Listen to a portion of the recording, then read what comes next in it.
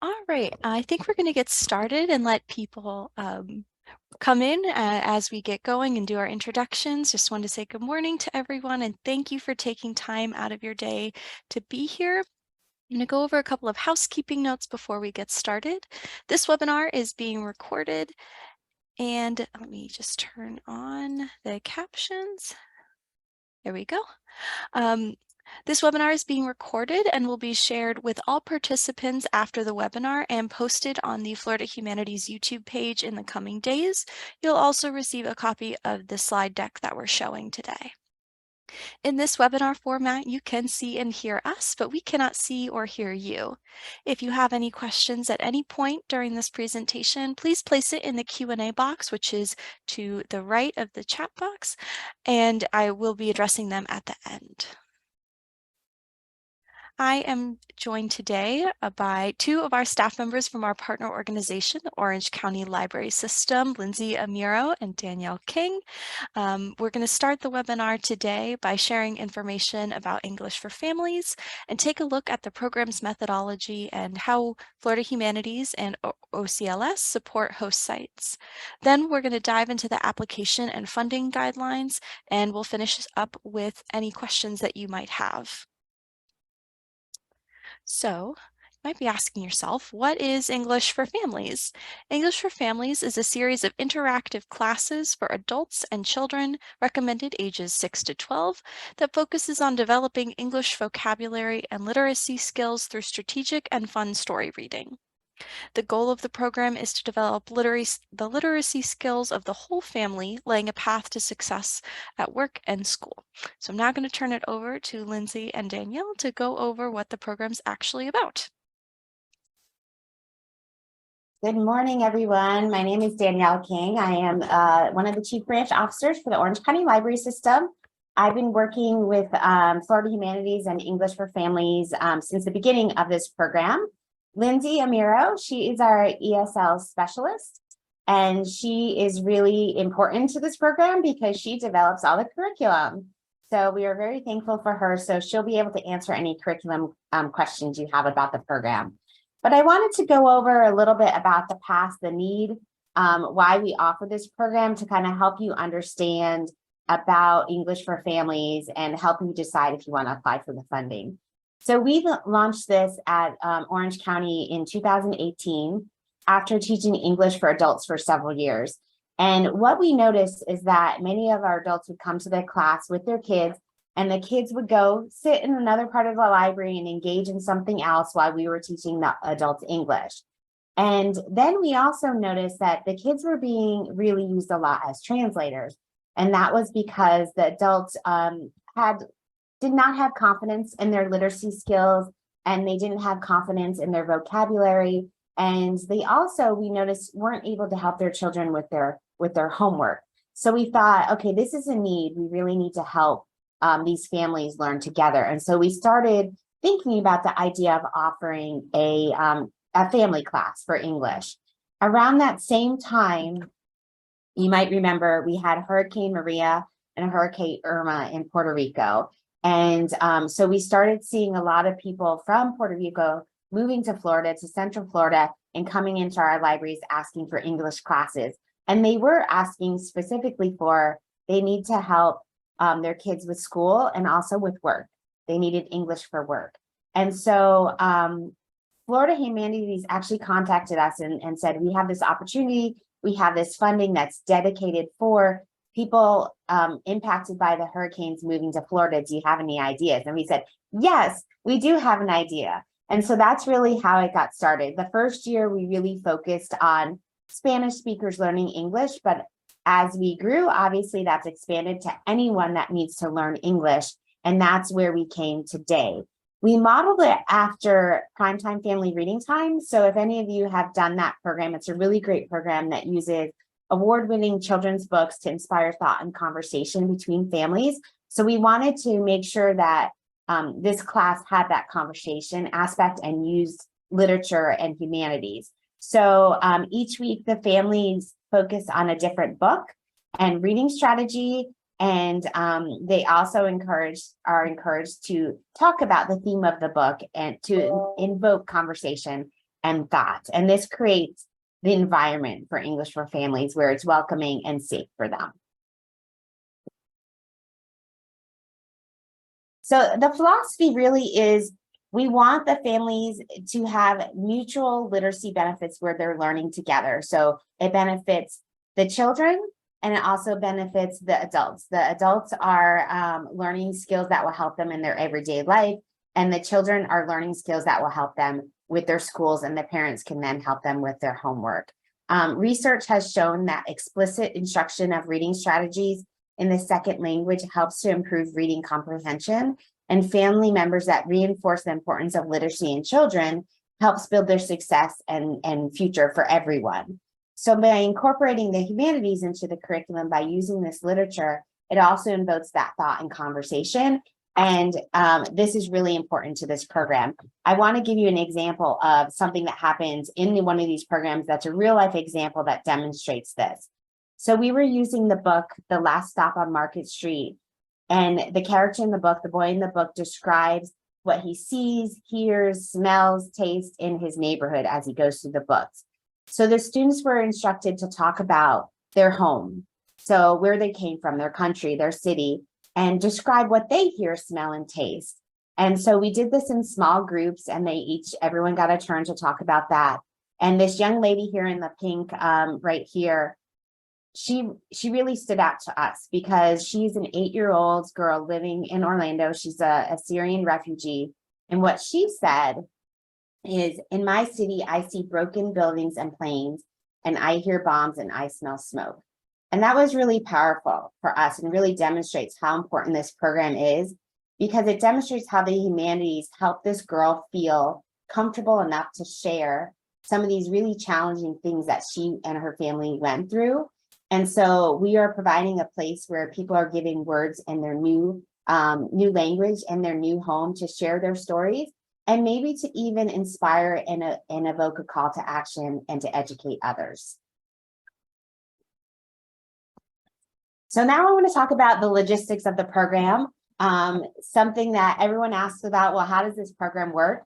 It's actually very flexible. It's really up to you. It's designed to be taught in hour sessions and 10 specific sessions. However, how you do that is up to you. You can teach it virtually or you can do it in person. So you have the option, you can do 1 hour sessions for 10 weeks. Wouldn't recommend this, that makes it very long and that's a big commitment for families. Or you can teach it once a week for 5 weeks, and the sessions are longer. So they're 2 hours or 1.5 hour sessions, whatever works better for your families. When we did it virtually, we were doing it twice a week, 1 hour sessions, because virtually you really don't want to do more than 1 hour. People are kind of at their capacity in a virtual setting for an hour. The sessions are broken up into 2 categories. So we have one session focuses on the reading strategy, and the other session focuses on the vocabulary. The reading strategies, we have 12 different reading strategies that you can choose from. So there are a lot of options for you. And each one comes with a lesson plan, presentation, and activities, and also recommended books. We have 15 books for each strategy that you can choose from. You can choose one of our recommended books, or you can choose your own books. You don't have to use one of our books. If there's a book that you think works really well with your participants and you want to use that, feel free to do that. The vocabulary is also flexible. We try to pick vocabulary that people are going to use in their everyday life. So it's themes such as health literacy, financial literacy, civic engagement, food, work, things that they can actually use in their lives. And if there's, I think there's 10 different vocab sessions that you can choose from. So there's a lot of options. And if there's a topic you want to throw in there and do a vocab session on, that is flexible to you as well. You can choose to do that. So training, we provide all the training. We have a training site that once you receive word that you get the funds, you will have access to, and it gives you access to it's self-paced training, all virtual. And it talks about all the reading strategies. It explains what each strategy is. There's also videos to demonstrate the strategy. There's a lesson plan for each strategy, like I mentioned. The presentations are there. The activities for each lesson are there. And we even have marketing templates. So if you don't have a marketing team at your library system, you can use these templates. You just put in your information, your logo, your dates, and you're good to go. But then if you do have a marketing team and you want to create unique marketing for your location, you have that option as well, as long as you have the verbiage from Florida Humanities recognizing the funding. Everything else is flexible. We also offer support for questions. So Lindsay will be available if anyone has questions. She will give her contact information out, and you can call her or email her specific curriculum or program question. So a couple things you just need to know about your commitment, because it does take commitment from your library system to put on this program. The first is you do need to understand the community need. You need to know who you'll be serving, who your target audience is. Look around the community to see what programs are already being offered. Is this something that can supplement this program? Is it something you can work with another agency and do together? What are people asking for? One thing that I would like to note that I think is important about English for Families is that the families should have a very basic knowledge of English, because they are being taught reading strategies, and that can be very challenging if they don't know any English.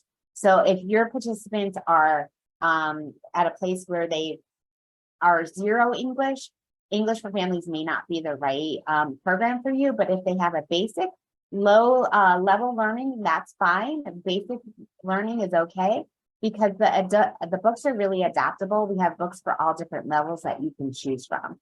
And then you can also, when you register your students ahead of time, you can ask them questions to find out where they are, how comfortable they are with their English. We do have a little questionnaire that you can use with them if you'd like. You'll also need to decide who's going to teach the series. So you can use your own staff, or you can hire someone. And if you're using your own staff, you want to make sure that they're comfortable being in front of families and different levels of learning, and also have a lot of patience, because our students ask a lot of questions and they're very engaged. So you do need a lot of patience for that. Or you can hire someone, an ESOL trainer.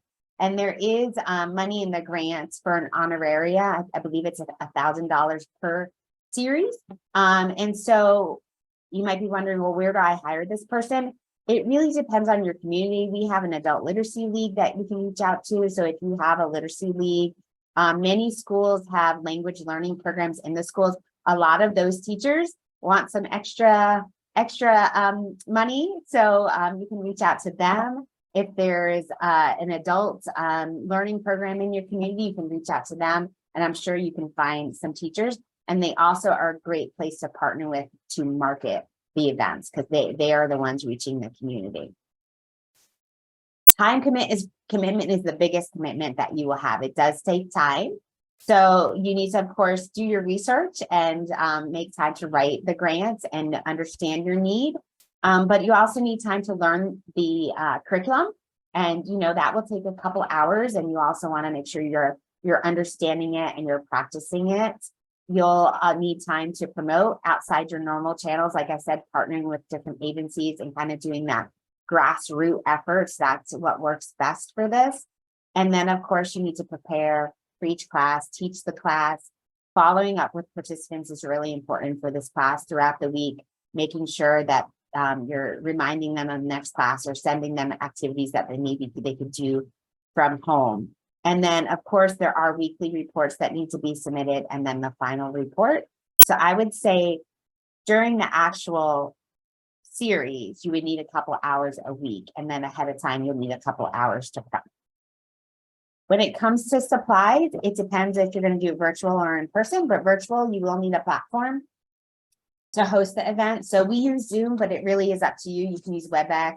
You can use whatever is approved by your library system in your city or county, because that's different depending on where you work. The one thing that we use in both the virtual and in person is we use an app called Kahoot, and that's we teach vocab with that. and it's just a fun interactive way to get the students engaged. That is free, or you can pay for a subscription. If your library uses it a lot, we actually pay for a subscription because we use it for a lot of different programs, but there is a free version as well. For in-person, you can see our instructor here has a screen and a whiteboard. That is really up to you. We have the PowerPoint presentation, so if you have something where you can use a projector or a TV, that's great. But if you only have a whiteboard, that is fine as well. You can just use that whiteboard and write everything up there. You don't need fancy equipment to do this program. During the program in person, we do activities. And so there is money in the grant to purchase supplies for those activities. There's also money in the grant to purchase book sets for the instructor and to use in your classroom. April will talk about that budget a little bit later, but that is all there. One other thing I forgot to mention about time and staffing is you will need a second person in your room to kind of be your helper assistant. If you're doing it virtually, they could be your moderator and help with technical issues. But in the room, you will need someone to help with classroom management, handing out supplies, and then taking notes is really important because we have those weekly reports that you need to submit, and you want to make sure you document those observations of how the student is learning and put those in those reports. Okay, so those are all the things you need to think about. So once you've thought about that and you've decided, yes, I want to apply for English for Families, what are the next steps? So April's kind of going to go through the application process for you. Yeah, thank you, Danielle, for the really thorough and explanation of the grant. Now that you've, like Danielle said, you think about it, you think this might be a good fit for your library or library system. I'm now going to talk about how you actually apply and complete an application and some of the more finer details of the grant. So the first question is, who is eligible to apply? Florida public and municipal libraries and library systems are eligible to apply for funding. A friends group, a city or county government, a municipality and/or a library foundation or association may apply on behalf of the library if you're not an independent entity or you have a larger governing body that the library sits under. We do encourage individual branches to apply through their city or county system when you can, but we won't reject your application if you're just an independent branch applying separate from your larger county system. Your library or library system or the organization that's applying on your behalf must have a unique entity ID or SAM number and a federal ID to apply. Those must both be active. We have more information on our website and through the sam.gov website on how to get your SAM number as well as obtain one if you don't have one already. So all applications are due Thursday, April 27th, 2023 at 12 noon Eastern Standard Time, which is about 2 months away. Applicants will be notified of their funding status the week of May 22nd, 2023 via our portal system. We've increased the funding amount from last year. So if you applied last year or hosted programming last year and you're applying again, you can now apply for up to $8,000 in funding to support 2 or more sessions of programming in the contract period. Be advised that if you are funded, you may receive all of what you request or just a portion of your requested funds. Funded libraries will receive 90% of their funding at the start of the project and 10% on a reimbursement basis, contingent upon receipt and approval of a final report, like Danielle mentioned. So contracts are made for July 1st, 2023 through June 30th, 2024, but all of your programming must be finished by the end of May 2024, and that gives you that final month of June 2024 to finish any outstanding reporting. So there are 3 components of the application: a demographic question where we gather information about your library, narrative questions, and then a budget form. We ask that you select a project director for this project. The project director is a staff member or volunteer with your organization that is the point of contact between your organization and Florida Humanities. The project director is also responsible for all reporting and required documents for the funding opportunity, like those weekly reports and the 2 final reports at the end, as well as being available for questions that Florida Humanities or OCLS can ask you. The individual completing the application does not have to be the project director, and vice versa. You can have someone else at your organization complete the application and then designate another staff member or volunteer as the project director. So the application narrative consists of 5 questions. We ask that you describe the need for English for Families programming in your community, and if your library hosts any other ESL or similar literacy programming for any age group at your library. You will also need to identify key personnel helping make the programming a reality, including library staff, volunteers, and the instructor. The instructor is not provided by Florida Humanities or OCLS, and like Danielle said, can be an individual contracted by your organization through a literacy group, a teacher at one of your local public schools, or it can be a staff member or volunteer already employed at your organization that has the right credentials to host this type of program. We also ask that you describe your publicity plan for English for Families programming, so how you'll be marketing the program, and any partnerships with other organizations in your community that will help make this programming a reality. Lastly, we ask that you describe the format, so if you'd like to host the program in person or virtually, and when you may begin hosting the first session of programming. If you plan to start right away, plan to wait a little bit, that's important for the evaluation team to know. So applicants can ask for 5 line items in the budget: the instructor honoraria, a book set for the instructor to use in class, books to be given away to participating families, marketing costs, both digital and print marketing, and other, which is a catch-all term for the remaining eligible costs that would help make your program a success. Please be advised that you cannot ask for instructor honoraria if you are using a staff member or volunteer from your library. This honoraria is only for contracted individuals outside your organization, and like Danielle said, we average about $1,000 per session.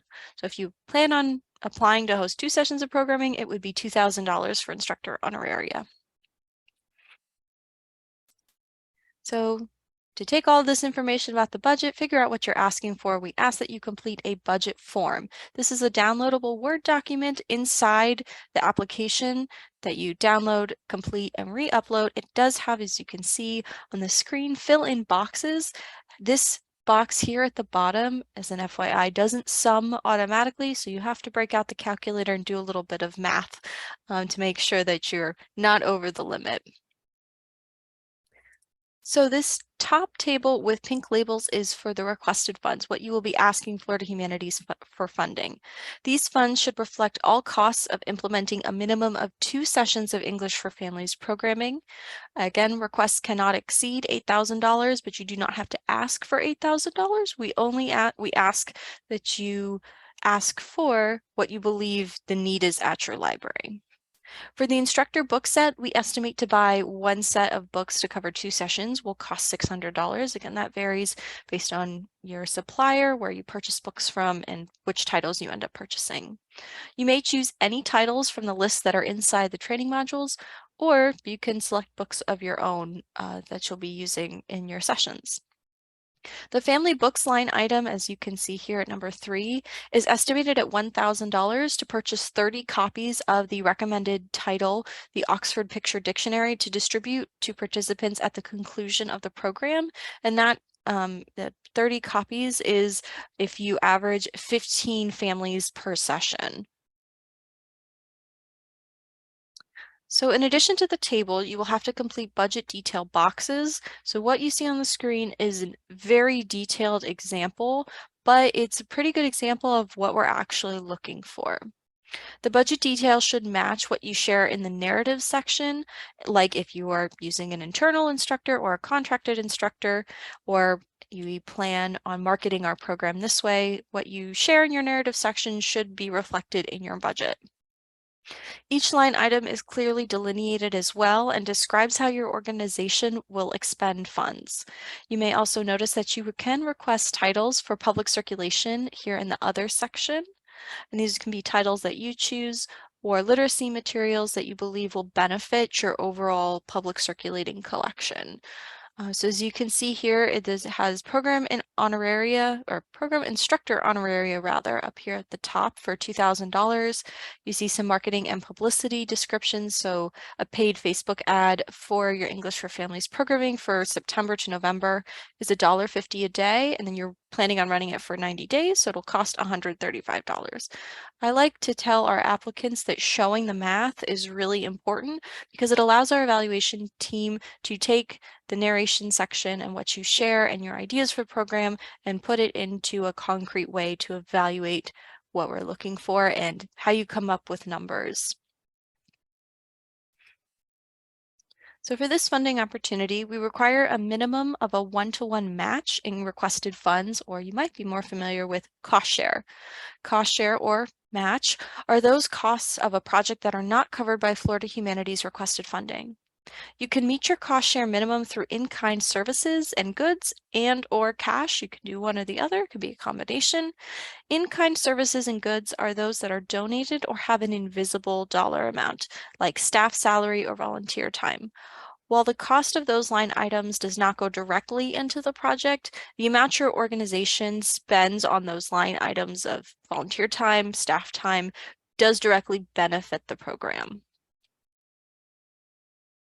So cost share accrues much more quickly than most of our applicants anticipate. Staff and volunteer time related to the program's implementation and development towards cost share is in in-kind services, and we find that that is the bulk of how cost share is accrued, particularly for this project. You can also accrue cost share in extra books and giveaways for participating families that you might purchase or have donated to you. If you purchase extra books for public circulation, extra marketing and publicity costs, technology and AV support costs. So if you need to hire someone to help you with AV, or you have a staff member who's particularly trained to do AV work and they help out by participating in the Zoom room as a moderator, that time can count as cost share, as well as you might have to buy a new projector. That can also be put into your cost share.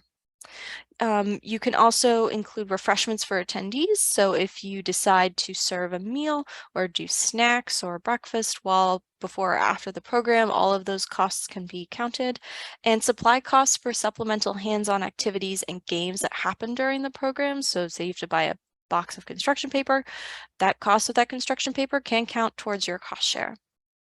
Again, it can be a mix of cash and in-kind goods and services, and that most host sites accrue the majority of their cost share through staff and volunteer time related to the program, as you can include things like setup and takedown of the room, preparing lessons, working on the training, developing marketing, registering patrons, and then retention of those patrons, so like making those weekly calls and doing follow-up work with them, and more.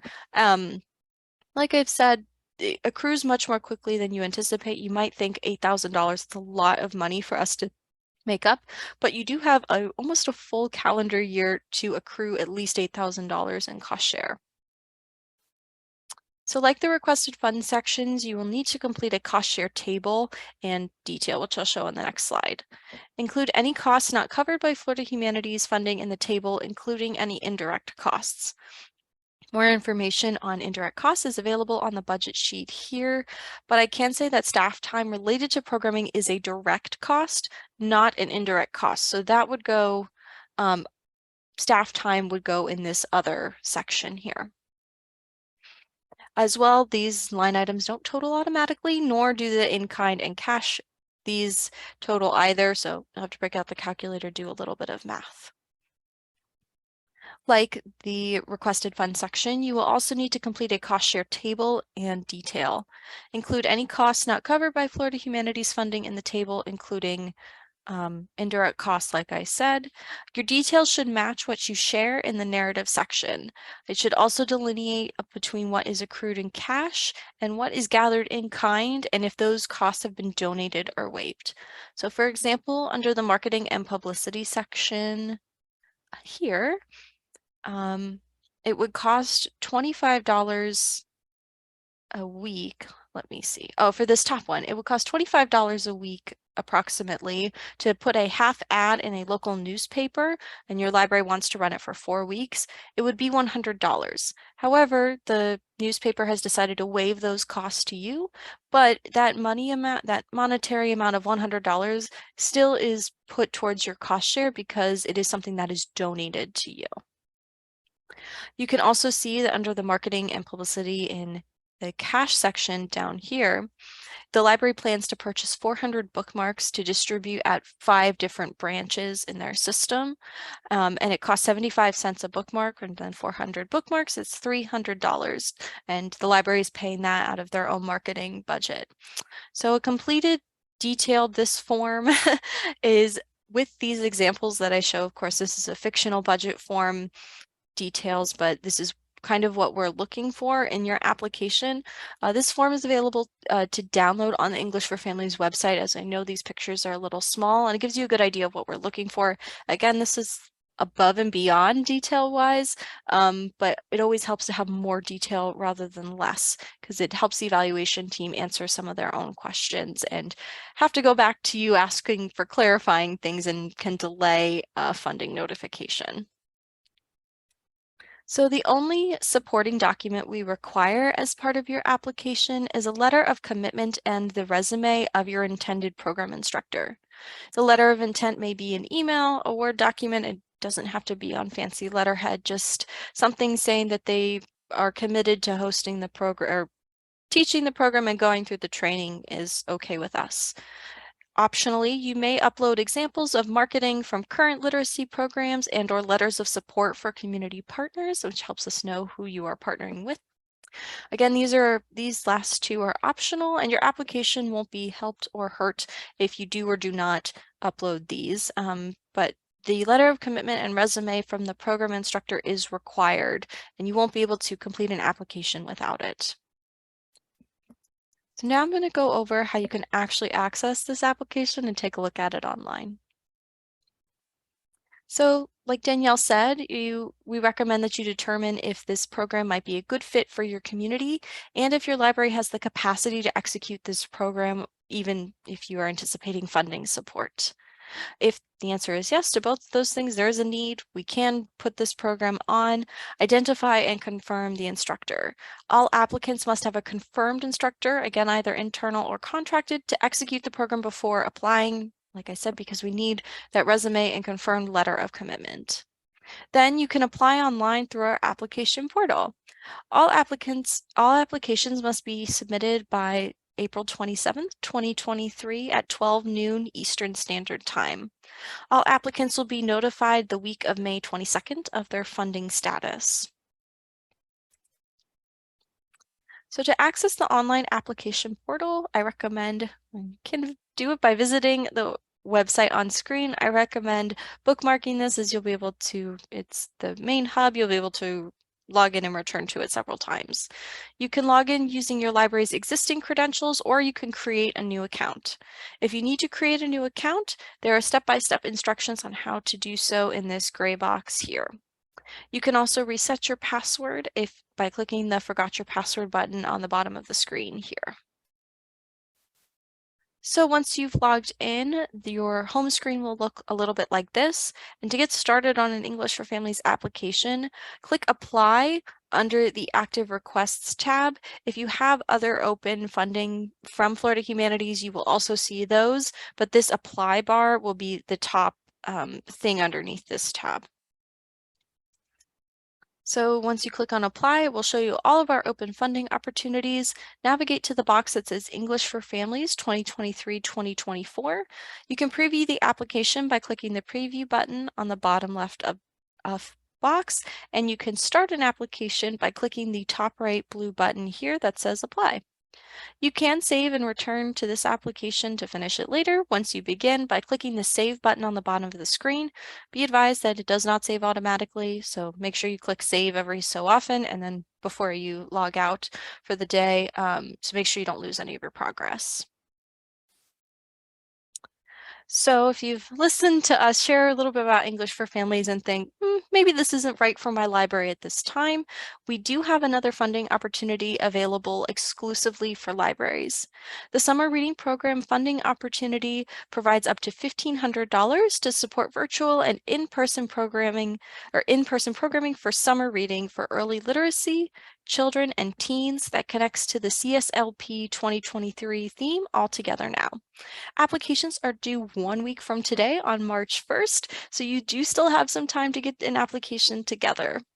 If you'd like to learn more, watch a webinar, and start an application, I recommend visiting the link below. It's also available on our website.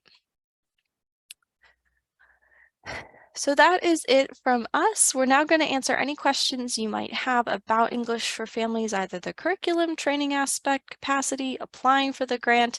I'm going to leave our contact information up on the screen while we answer your questions.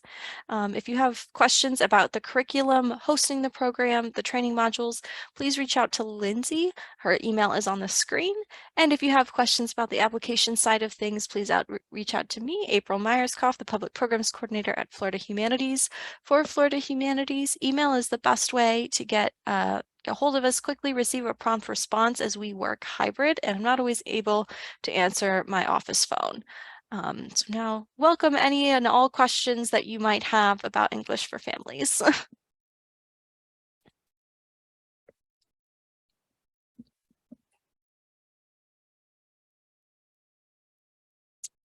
You have either Lindsay or Danielle, we're waiting for some questions. Do you have anything else about the program that you'd like to share that might our applicants might find beneficial?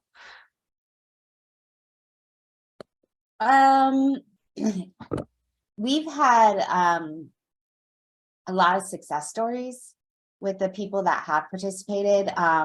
One of the things that I didn't mention, but the definition of the word families can mean anything. So our first year, we learned very quickly that when you say for families, that means it could be 2 adults coming, and that's okay. So yes, we want kids to come and we want this to kind of be an intergenerational experience. But if your family is yourself and your spouse or your grandma and a teenager, we've had teenagers come. We've had a person that he was the only one here from Peru. So he came and we made sure that during the activities, he was paired with a family with different ages to kind of give him that experience, which was really cool to see. Oh, that's great. Yeah, the families is more like Daniel said, a catch-all term. And we have also had host sites say that sometimes their classes are just all adults, but that's who is in their family. Sometimes, they have younger kids, they have teenagers. Your family can look like anything, and please don't, when marketing the program, please don't say like your child has to be between the ages of 6 and 12 to attend. It's really flexible, and the great thing about this curriculum is that you can adapt it to your attendees' needs. So if you see they're particularly interested in one subject or another, or find learning medical vocabulary particularly beneficial, you can build that in. The curriculum is really flexible as well. Are there any questions at this time? We must have done a really great job covering everything. But if you do have questions, I'm just going to, I think, wrap it up at this time. If you do have questions that arise when you're working on your application, or if you're still thinking about if this might be a good fit for your organization, please feel free to email either Lindsay or me. My Florida, oh, I do see one question. Great. This is a great question. How do you get families to commit to the whole program, all 5 or 10 weeks? So that's the biggest challenge. And sometimes it's okay if they miss a week because it's not consecutive. It's not like some other programs where if they miss week 1, then it's hard to catch up. Each lesson is on its own. So if they can only come to 3 weeks, that's 3 weeks where they learned. And so we're okay with that. But it really is a lot of following up and making sure you're contacting those participants in between the class to say, hey, class is coming up. Do you have any questions? Here's an activity you could work on from home, and doing that. So I mean, you guys know you work in libraries. When we do series, that is always the challenge to get people to commit. And sometimes it's okay that they don't commit to all 5 weeks. They can only do a couple, that's okay. Yeah, and we have seen as well, retention and commitment, it really depends on site to site, as well as the time that you host the program and under which format. I know we didn't really mention that in this because it's more geared towards how to apply what the program is, but we have some libraries that host it twice a week in the evenings after school and work is finished. We have a site currently who's hosting it on Saturday mornings to allow for more flexibility, and they're feeding some breakfast snacks to kids, which we think is a great way to keep consistency. We've also found consistency does really vary between the time of year you're hosting it. So if you're hosting programming in the summer, fall, spring, if you follow more of a school type schedule, if you follow an abbreviated schedule, we want you to choose what is best for your library and your community. But again, we have noticed on the Florida Humanities side that it's something that across the board or libraries can have some difficulties with, is making sure everybody comes to all 10 sessions. So it's not a unique problem and a great question to ask. Are there any other questions at this time? We are happy to answer anything that you might have about either section of this program. If not, we are going to wrap up for the day in consideration for your time and ours. But if you do have questions that come up, please remember to reach out to Lindsay, and her email's on the screen if you have curriculum and training questions. I'll also be providing Lindsay and Danielle's emails in the follow-up email I send to attendees. And if you have any questions about funding, navigating the portal, questions about the application, how do I fill out a budget form, please reach out to me at Florida Humanities. Again, email is the best way to get a hold of me, as we at Florida Humanities work hybrid, so not always by my office phone to answer questions. I do want to thank both Danielle and Lindsay for being here with me today and sharing our wonderful program. Again, this webinar was recorded, and all attendees will receive a recording of this webinar shortly after today's end time and a slide deck. We appreciate you completing the survey that'll pop up at the end of today's presentation, and it helps us know what Florida Humanities is doing well and how we can improve in the future. Thank you again. Have a great rest of your week. I look forward to seeing your applications.